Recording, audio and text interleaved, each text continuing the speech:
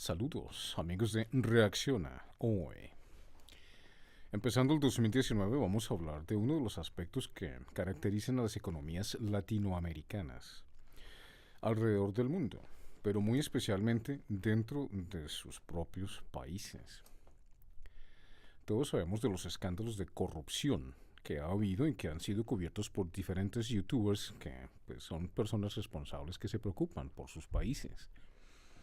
Algo que no existía antes en las supuestas democracias, ¿no? Que no son otra cosa sino títeres a cargo de países supremamente ricos que podrían haber tenido el desarrollo intelectual, científico, humano, um, económico de los países primermundistas, sino que han sido sometidos desde hace 525 años a esa misma retórica política y a esa misma acción de política exterior por parte de las grandes potencias, cuál es la guerra, la división y la conquista, ¿no? O sea, principio romano, en donde se divide a la gente y se venden las armas a todos los interesados, cosas que hemos explicado en versiones anteriores de Reacciona Hoy. Hablaremos hoy entonces de historia y cómo históricamente con el nuevo gobierno en el caso de Colombia y con el nuevo gobierno en el caso de Bolsonaro en Brasil y el nuevo gobierno en el caso de México, pues son totalmente opuestas direcciones en términos de economía y de visión para el futuro, para sus países, ¿no? Esto hablando en el caso de los países y de los presidentes y candidatos que han alcanzado presidencia, quienes quieren realmente ver de su país, en su país, cambios radicales que realmente solucionen los problemas de su sociedad. Vemos que en el caso de Colombia, para mencionar un ejemplo, esto no está sucediendo. Se posesionó un nuevo presidente, como se posesionó un nuevo presidente también en Ecuador. En 2018 pues tuvo situaciones históricas que vale la pena recordar porque esperemos pues que realmente cambien para beneficio de la ciudadanía y del común de las personas, que es lo que se supone que la democracia es, ¿no? La democracia, lo he explicado anteriormente, es una palabra muerta para los países tercermundistas. Incluso naciones como los Estados Unidos y Europa se han vuelto tan plutócratas que Brexit se ha dicho, a pesar de que fue la decisión del pueblo, como lo dijo el presidente Putin, no lo digo yo, pero pues estoy de acuerdo con él, que si fue la decisión del pueblo, ¿qué están esperando? Pero lo que están tratando es de hundir a Brexit con la primera ministra británica, Theresa May, quien tiene una visión, por supuesto, corporativa de la economía británica, inglesa, etcétera. Sabemos de Irlanda del Norte y los conflictos que se han presentado políticamente en ese país. Mencionemos entonces también lo que sucede en Latinoamérica que hoy nos atañe. En el caso de Colombia, vamos a Colombia rápidamente. En Colombia lo que está sucediendo es la descarada imposición de la, no digamos, extrema derecha o extrema izquierda. En los países latinoamericanos, si algo caracteriza las políticas de sus presidentes es soportar, apoyar las políticas extranjeras que lo único que quieren es la extrema pobreza, la extrema miseria, la falta de educación de sus pueblos, a pesar de ser países tan extraordinariamente ricos en recursos. Vemos, por ejemplo, Guatemala, Honduras, la migración hacia los Estados Unidos.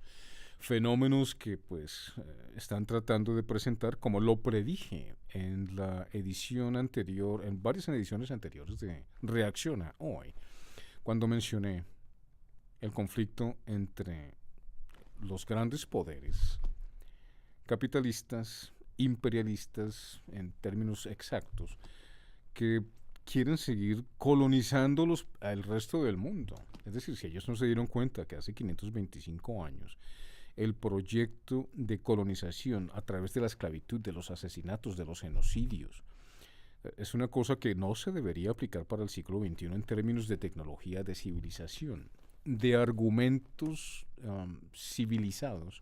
No, Ellos quieren seguir civilizando al mundo a través de las guerras.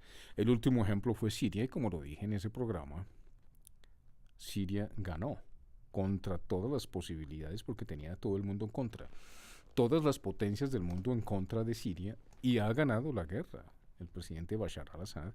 Y en aquel momento expliqué la irresponsabilidad de los medios de comunicación, la irresponsabilidad de la política extranjera de las grandes potencias y la irresponsabilidad, por supuesto, de los países dominados, clientes, y es una cosa pues recurrente en los países latinoamericanos. Vemos cómo el primer ministro israelí fue la posesión de Bolsonaro, que pues apoya las políticas de expansión israelitas, norteamericanas, británicas, europeas, dictadas en Bruselas para que los países latinoamericanos no sean el patio trasero, sino sean la gran ramera en donde ellos pueden encontrar la seguridad alimentaria y la seguridad económica, en donde las élites de esos países prostitutas, no de los pueblos, sino de sus élites, siguen regalando, asesinando y desplazando a sus ciudadanos, los campesinos, los indígenas, etcétera.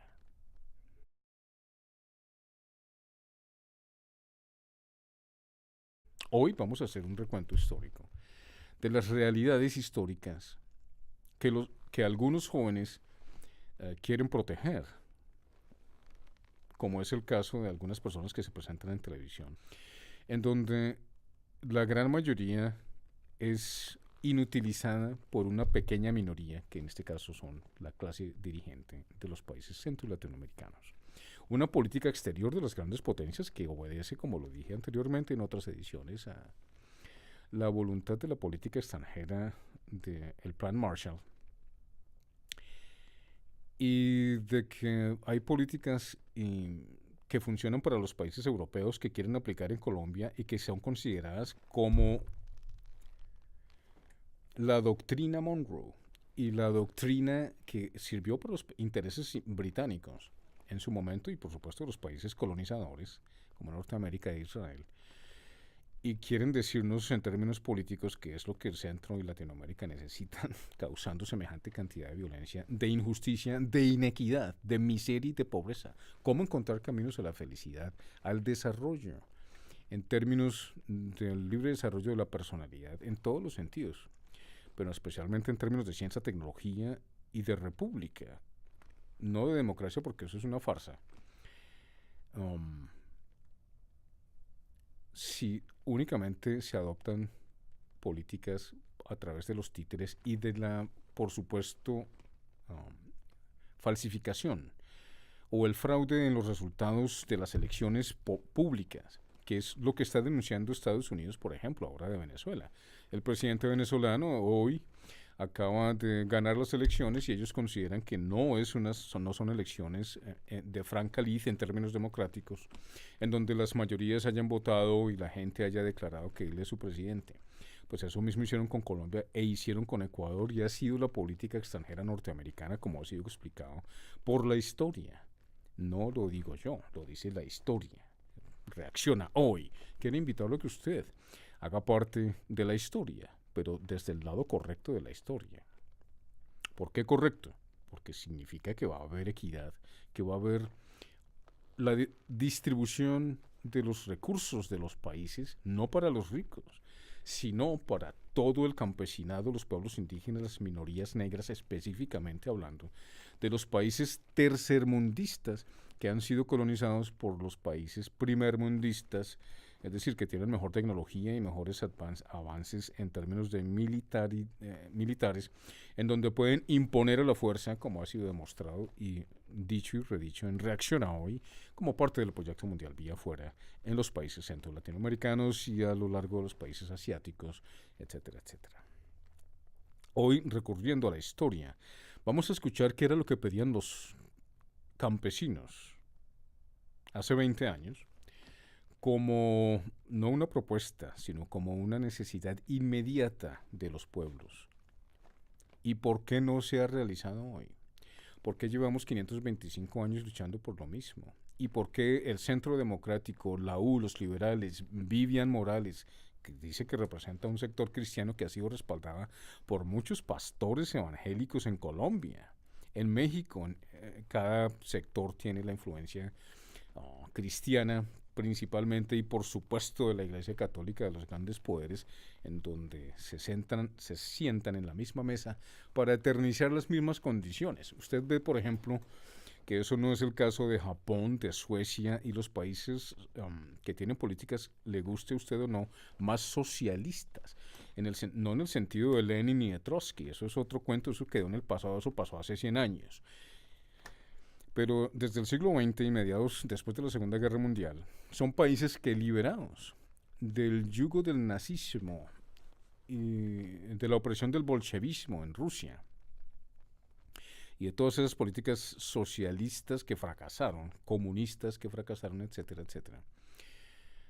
No tiene nada que ver con la actualidad. Nada que ver con la actualidad. En este momento lo que se está buscando en el siglo XXI es justicia, equidad, la distribución y redistribución del capital, del Producto Interno Bruto y, por supuesto, de la independencia de los bancos y de las economías soportadas por la guerra que quieren imponer políticas bancarias de por vida a intereses de usura a todos los países del mundo, incluyendo los Estados Unidos, una cosa que ha sido denunciada, por supuesto, por el nuevo Congreso que se estableció en los Estados Unidos.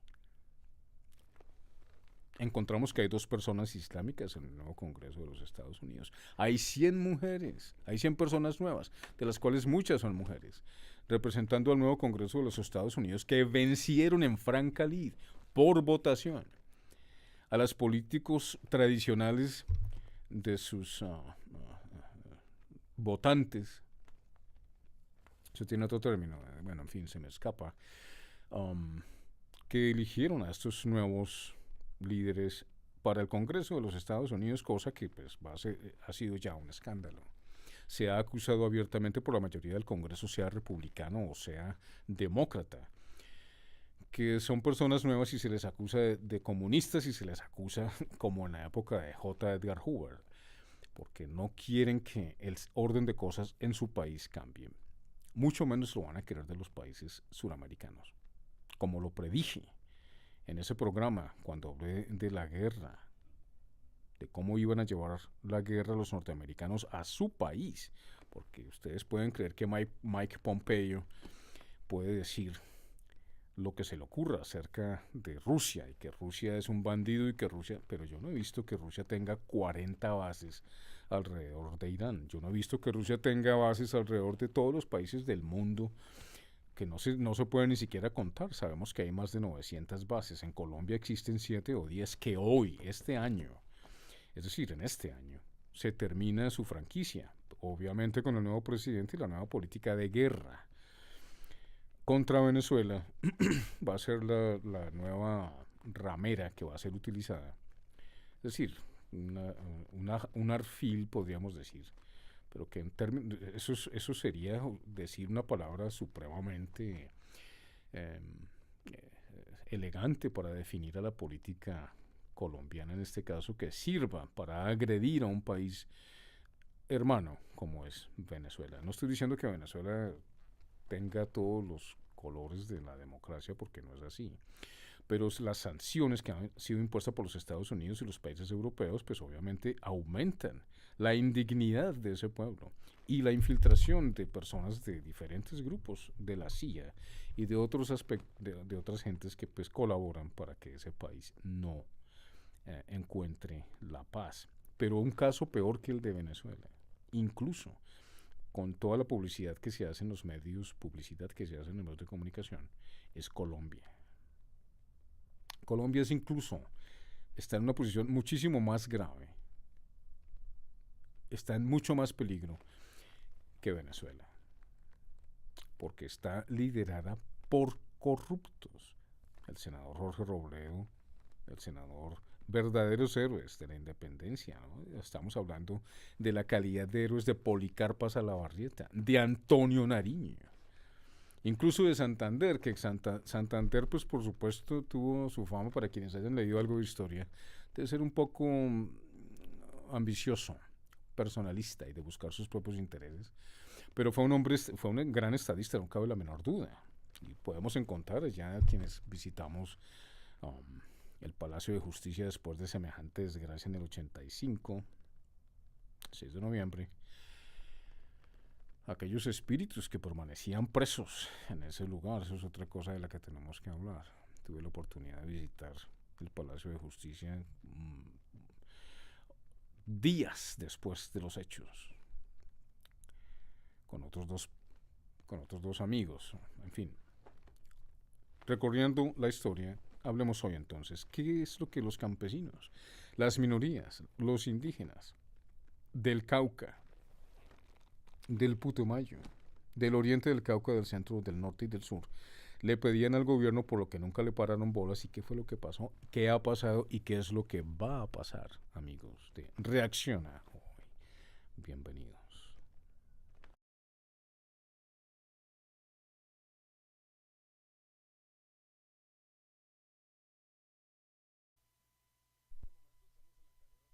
Con frente a la Catedral Primada de Bogotá. Vamos a ver si tratamos de entrevistar a unas personas que vienen de diferentes comunidades indígenas para saber cuál es el propósito de esta visita. Parece ser que están exigiendo algunos pliegos de peticiones. Bueno, hagan un favor, buenas. Dígame, ¿cuál es el motivo de esta convocatoria de parte de los pueblos indígenas? Están los organizadores aquí, sí. ¿Dónde están los organizadores? ¿Son campesinos? No indígenas. No indígenas, sino campesinos. ¿Dónde está? Buenas tardes. Disculpe, quisiéramos saber cuál es el motivo de esta convocatoria que ustedes han hecho como líderes campesinos. Oigan, la verdad, sus periodistas, oigan, que está ¿Cuál es la razón realmente? Este noticiero llega a 25 países, seguramente estarán dispuestos a escucharlos en otras partes del mundo, lo que es España, Chile, Argentina, Venezuela, Perú, etcétera.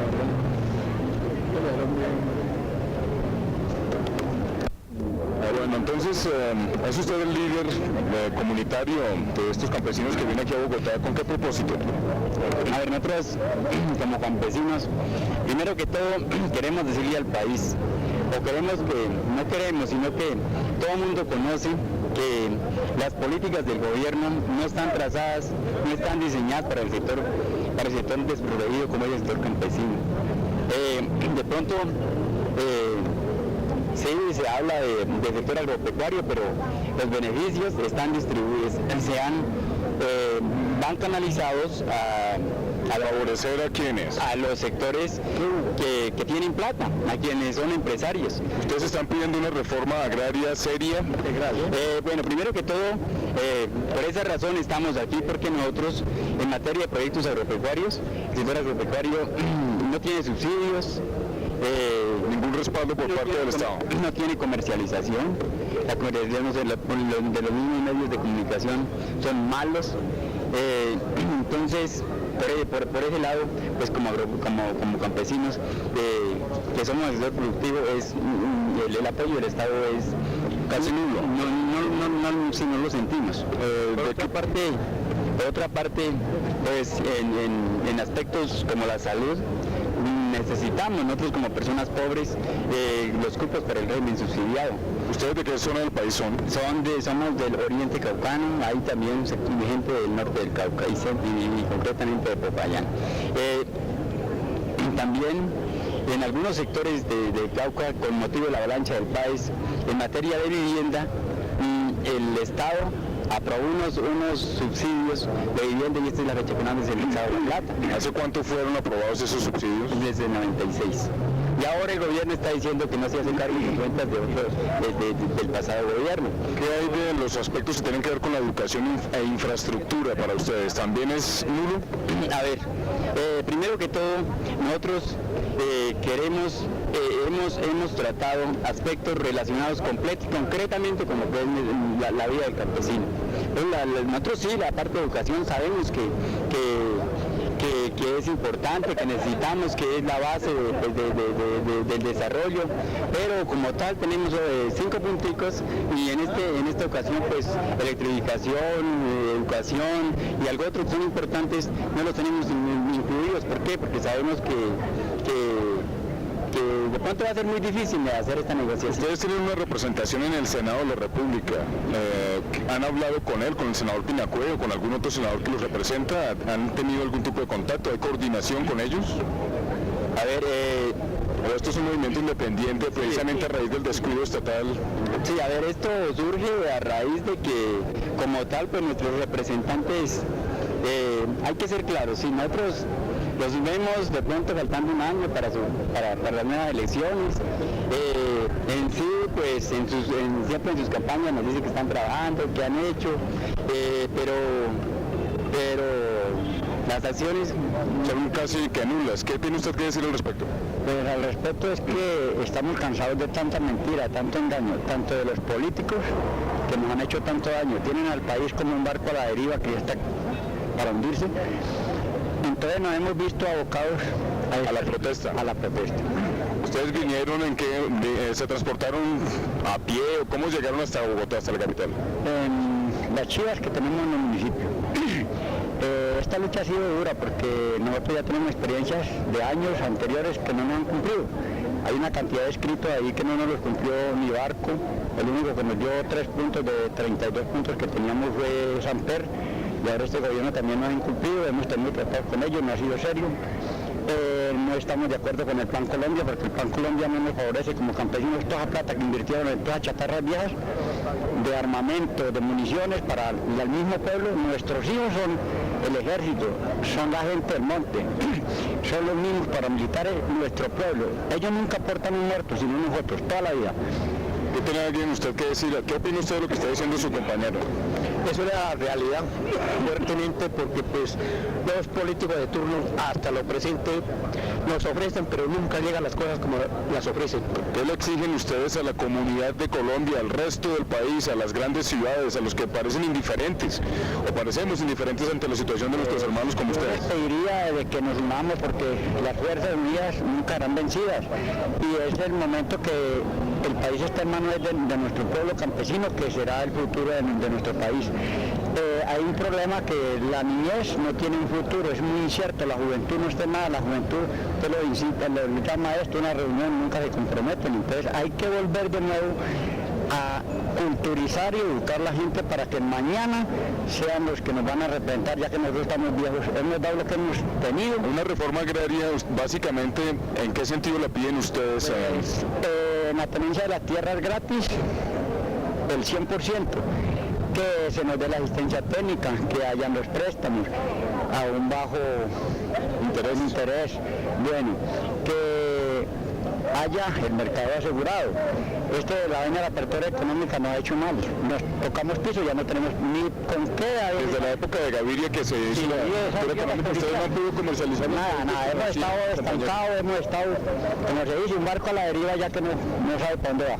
Entonces la única solución sería nosotros unidos de donde sea campesinos, ponerle mano a esto, porque el futuro nuestro, la guerra no va a ser a bala, va a ser de hambre. Eso le recomiendo a mi pueblo. A Colombia y al mundo, que ese es el problema de estar sujeto a las políticas trazadas de las transnacionales, que ellos hacen eso, pero no cuentan que están matando una cantidad de gente, no les importa ni inflar los bolsillos de dinero y los bancos, y nosotros quedamos.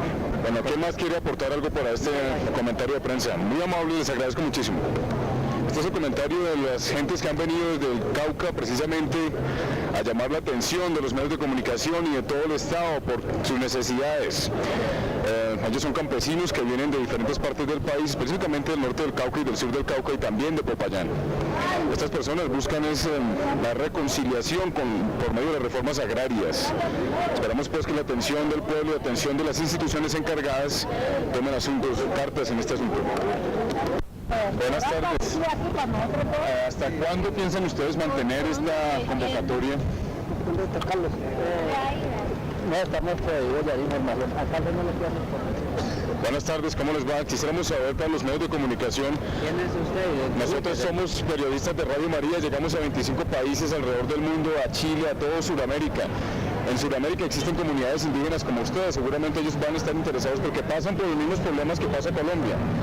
Entonces yo estuve entrevistando a algunas personas que me dijeron que ustedes lo que buscan es una reforma agraria seria, que se les preste asistencia técnica, que les llegue respaldo económico por parte del Estado, porque hace más de 10 o 15 años que ustedes andan buscando ese respaldo y que no les ha llegado.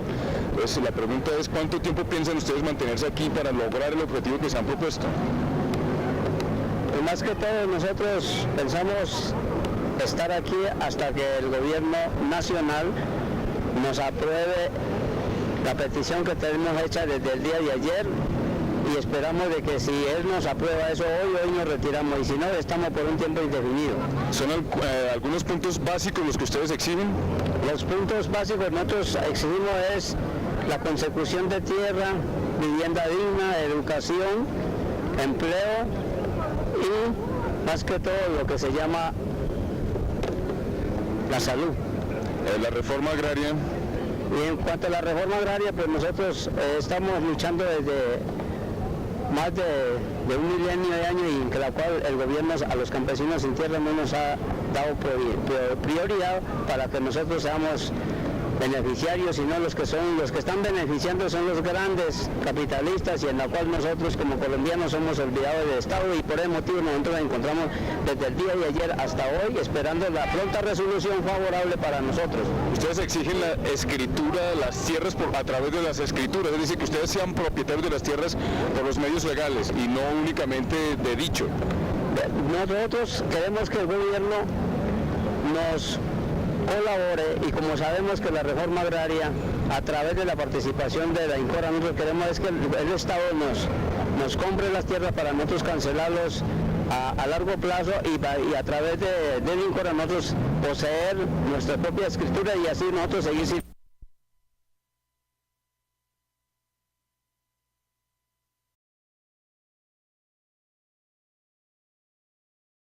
Así, apiñados, uno al lado del otro, duermen desde hace 3 días en el Parque Tercer Milenio en el centro de Bogotá niños, mujeres y hombres de la comunidad de Emberá. Viven en condiciones inhumanas desde que llegaron a Bogotá por la situación de violencia que padecen en sus territorios. Pues a nosotros nos duele mucho porque miren la crítica de lo que está pasando aquí, que nosotros como humanos en su tierra tampoco no dormimos así como los marranos en un solo lugar, todo amontonado, ¿sí? Algunos incluso llevan sin comer varios días. Hasta hoy están sin desayunos, entonces están sufriendo muchos. Mujeres, los niños y los hombres. Dicen que están acá porque ya no podían seguir pagando sus habitaciones. La ONIT se pronunció sobre este hecho. La comunidad de Emberá se encontraba realizando actos culturales en el barrio San Bernardo cuando un grupo de personas, que son conocidas en el barrio por pertenecer a ollas de microtráfico de estupefacientes, interrumpieron violentamente el encuentro, amenazando e insultando a los presentes, lo cual desembocó en enfrentamientos. Puede asegurar que nosotros los indígenas que estén arraigados por allá, arriesgándole la vida, arriesgándole a los niños, porque ahora nosotros no tenemos a dónde llegar, no tenemos casi hasta dónde meter. Al parecer, por estos hechos, un joven de la comunidad de Emberá fue asesinado con arma blanca por varios hombres. El señor iba saliendo para el resguardo y el señor como que lo cogieron atacándole. Entonces el señor no tenía delitos con quién se iba a meter problemas con nadie, sino ahí fue que nosotros comenzamos a venirse acá al parque. Los indígenas solo piden a las autoridades que garanticen sus derechos y su seguridad para poder retornar a sus municipios. Después de esto, podemos ver entonces que Mike Pompeo, como lo dije en el programa, predije en el programa, ahora que perdieron la guerra contra Bashar al-Assad, semejantes potencias, estamos hablando de Inglaterra, Estados Unidos, Francia, los imperialistas conocidos históricamente alrededor del mundo, quienes apoyan las guerras, los asesinatos selectivos, etcétera, la división de los países que infiltran los medios de comunicación y la oposición, como fue demostrado por también el programa Reacciona Hoy en boca de una misionera católica en Siria, pues han demostrado lo contrario, han sacado a la luz la realidad de los países del mundo y los intereses capitalistas. Veamos qué dice entonces un senador que ha sido elegido muchas veces senador precisamente por su cordura y por por decir la verdad. No como otros que compran los votos, María Fernanda Cabal y tantos otros, ¿no? Tantos otros que compran los votos. La gente no vota por ellos, es que ellos se roban eso. Ahora, si usted mira el Consejo Electoral en Colombia y usted ve los videos de Proyecto Mundial vía afuera, donde se demuestra literalmente en boca de parlamentarios europeos que no hubo garantías para las elecciones en Colombia, y ahora están diciendo que en Venezuela no hubo garantías, pues tampoco las hubo en Colombia, como tampoco las hubo en Ecuador. Si Latinoamérica sigue siendo liderada por fraude para proteger los intereses israelíes, norteamericanos, británicos, europeos, nunca va a ser independiente. Por eso reitero que las guerras de independencia han regresado. Con mis saludos al señor ministro y a los demás funcionarios que están aquí, a los colegas del Senado también mi saludo. Un saludo muy cordial a los colombianos que nos vean ahora o después. Bueno, en primer término una cosa muy breve que es una preocupación. Ha habido un estrellón grave de la fuerza pública con ganaderos en San Vicente del Caguán, el Caquetá, en torno a unas ganaderías que hay en un parque natural, entiendo que es. Sí. ¿Cómo? Exacto. Yo voy a hacer una mención muy breve porque ha habido pues represión y policía y decomisos de ganado y todo, ministro. Pues entiendo que esas actividades económicas están en un sitio, digamos, que es un parque. Y entonces seguramente a partir de eso son estas acciones, pero a mí lo que me llama la atención es esto. Si hay un país con problemas de informalidad, llamémoslas así, o de titulación precaria en Colombia, en el mundo es Colombia, ¿sí? Y entonces me llama la atención que caigan preciso ahí, no valdría la pena que eso se mirara con detenimiento. Por ejemplo, en el Parque Tayrona, dieron orden de despejar ese parque hace 50 años, y ahí están unos. Entonces aquí son esos criterios de que las normas son para los de Ruana, entonces a unos sí les caen con todo el peso del Estado y a otros no les caen con todo el peso del Estado. Entonces llamo la atención sobre eso para que el gobierno tome nota porque no es bueno, ¿sí?, que este tipo de cosas se presenten, y les cayeron pues como con dos generales y de todo. Insisto, si usted mira el Tayrona y otros sitios de Colombia, hacen lo que se les da la gana, pasando por encima todas las normas de este país sobre estas situaciones. Y preciso a ese caso sí le cayeron. Llamo la atención al respecto. Lo segundo es esto, voy a decir una cosa que se ha mencionado, pero que parece que el gobierno hizo caso omiso, ¿no?, que es el del nombramiento de doña Claudia Ortiz en la Agencia de Desarrollo Rural. Yo he estado mirando el asunto y no cumple con las normas, o no cumplía con las normas, o cambiaron las normas. ¿Sí? Doña Claudia, pues no tenía un posgrado en la modalidad de maestría en áreas relacionadas con esto, ni tenía la experiencia. Inclusive usted lo dijo en algún momento, dijo realmente no hay una experiencia en temas rurales, eso es cierto, hay que reconocerlo. Dice, pero eso no quiere decir que sea idónea o no. Yo no voy a discutir aquí la idoneidad o no de la señora, lo que digo es que si las normas dicen que los funcionarios deben cumplir con unos requisitos, pues deben cumplir con los requisitos. No se trata de que no nombren funcionarios amigos del presidente Duque, esa es, digamos, la lógica de la política, pero lo menos es que se trate de funcionarios que cumplan realmente con unas normas que son sensatas. Por ejemplo, la experiencia en este asunto es clave. De un sector en una crisis tan grave como la que este tiene, sería de esperarse que se buscaran los funcionarios, digamos, mejor formados para ese asunto, pues que tengan, digamos, el parentesco ideológico necesario con el presidente, pero estoy hablando de este otro asunto. Bueno, el ministro nos responde al cuestionario un asunto sobre el que voy a centrar el debate, y es que él justifica toda la política que se ha venido desarrollando en Colombia, la política agraria, ¿sí?, diciendo que que aquí se aplica la doctrina de las ventajas comparativas, cosa que yo sé, yo lo he mencionado siempre, pero me gusta que el ministro, digamos, lo señale, ¿no? Dice que ese es el incentivo más eficaz para los productores y que el país estará en capacidad de exportar en lo que tenga ventajas comparativas. Y dice además, y esto me parece pues el centro del debate, que mientras que en aquellos productos en los cuales nuestros factores de producción tengan menor productividad y sean menos competitivos frente a nuestros socios comerciales, resulta más eficiente importar. O sea, el ministro, digamos, hace un lance teórico y nos dice que es mejor importar, pues, bueno, muchas cosas. Y agrega, esto en consonancia con lo que proponen las teorías clásicas del comercio, entonces se nos sube al pino, como se dice, que han sido ampliamente comprobadas a través de estudios empíricos que lo respaldan. O sea, aquí la gran doctrina económica dice que lo que estamos haciendo es perfecto. ¿Sí? Y dice que es que hay pruebas, estudios empíricos que la respaldan. Pues yo le voy a demostrar, señor ministro, que es posible que en otros sitios les haya ido bien con estas teorías. Sí, porque además estas son teorías pues que no son tan neutrales, ¿no? Estas teorías tienen, digamos, sus razones de ser, ¿no? Adam Smith no se inventó pues lo que se inventó en Inglaterra por una razón distinta, que era la teoría que le convenía al imperio inglés en ese momento. Y se la aplicaron a los países que se la dejaron aplicar. Los gringos en Estados Unidos un día dijeron, no, ninguna Adam Smith, eso está bien en Inglaterra, aquí no vamos a creerle a Adam Smith. Y no le creyeron y por eso construyeron la economía norteamericana, o lo mismo hizo Japón, o lo mismo hizo Alemania.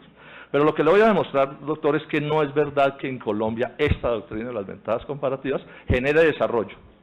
Primero porque nos inunda de importaciones y no exportamos nada. Bueno, distinto de como se explicó aquí hace unos días, cocaína, en eso sí nos va muy bien y es probable que sea porque tengamos ventajas comparativas, ¿sí? Veamos entonces qué es lo que ha pasado para que tengamos claro que nos ha ido de la peor manera y que mientras Colombia siga aplicando a rajatabla como una secta estas doctrinas, el agro colombiano se seguirá acabando.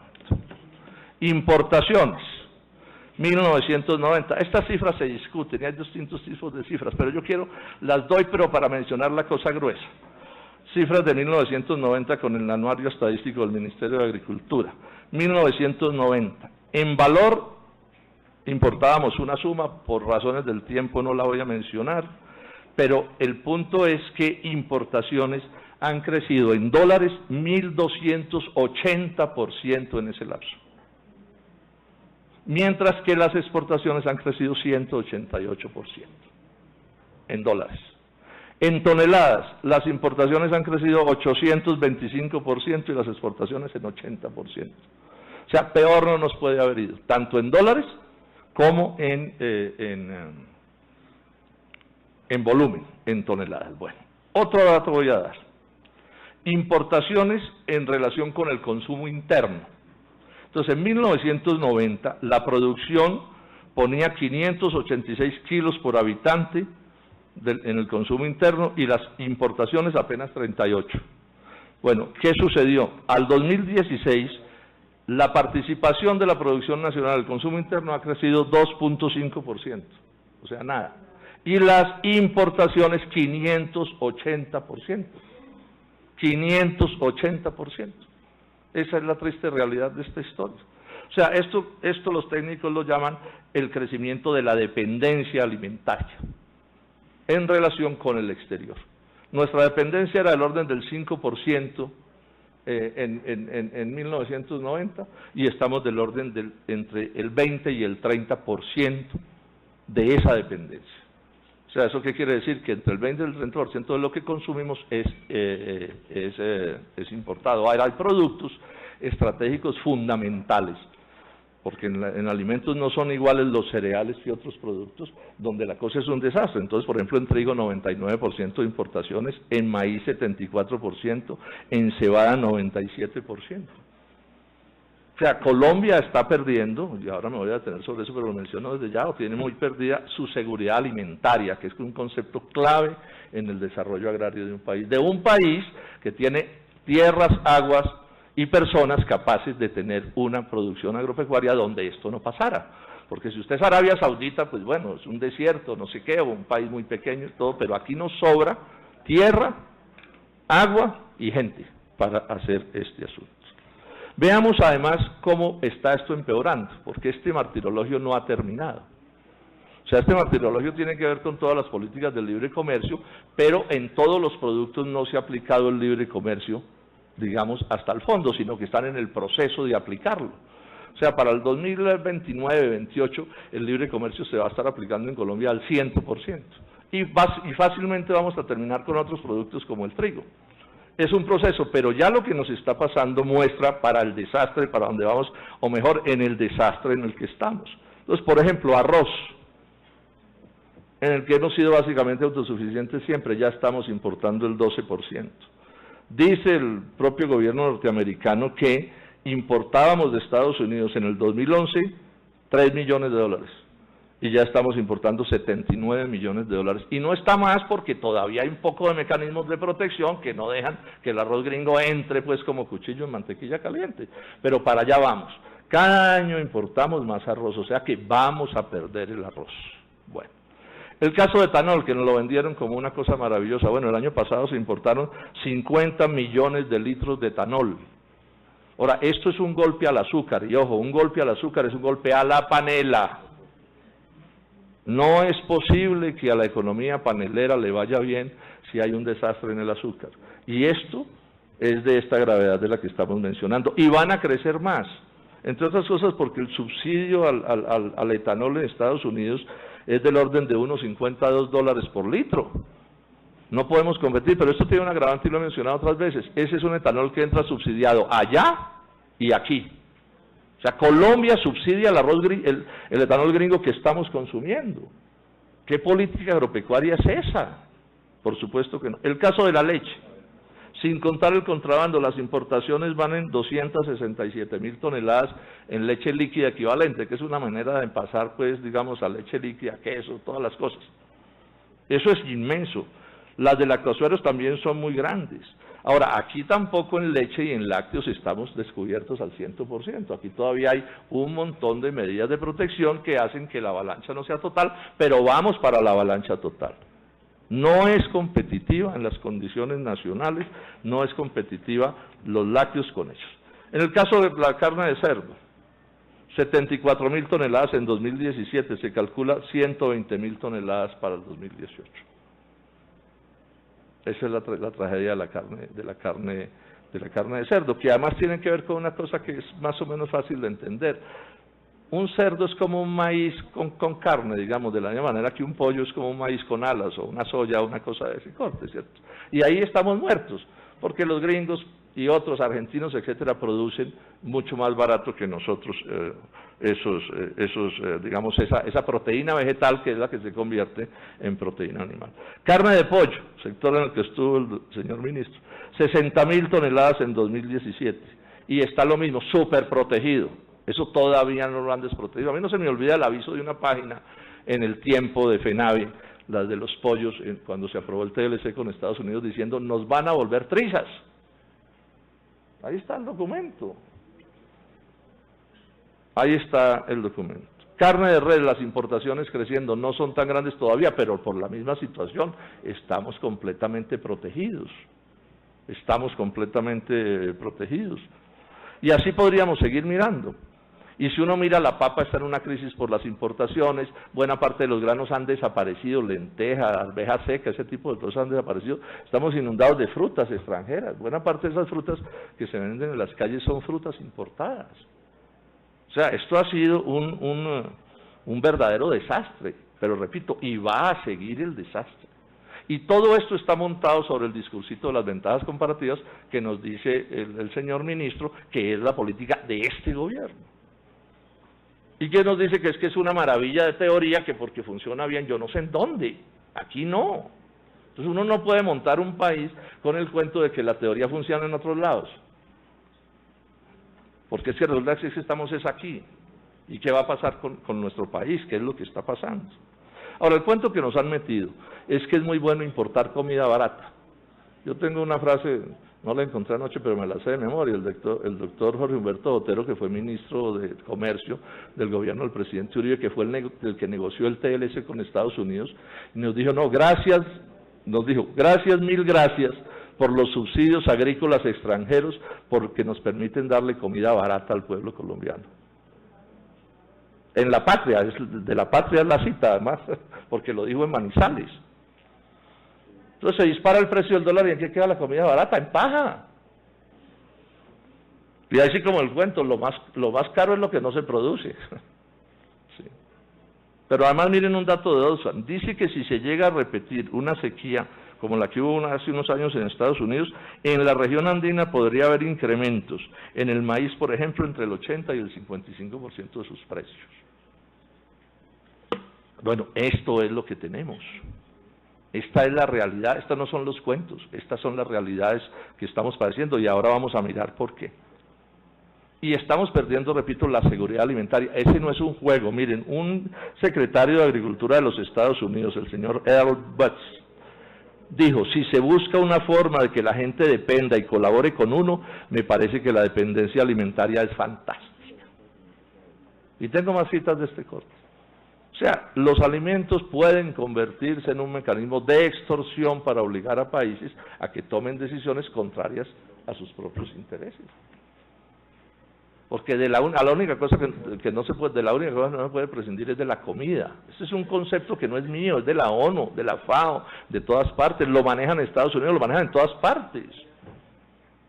Para los gringos podría ser mejor negocio de pronto importar los alimentos de países como Colombia, que tienen mano de obra más barata, y no la importan por un concepto de seguridad alimentaria, un concepto estratégico, un concepto, si ustedes quieren, de seguridad nacional.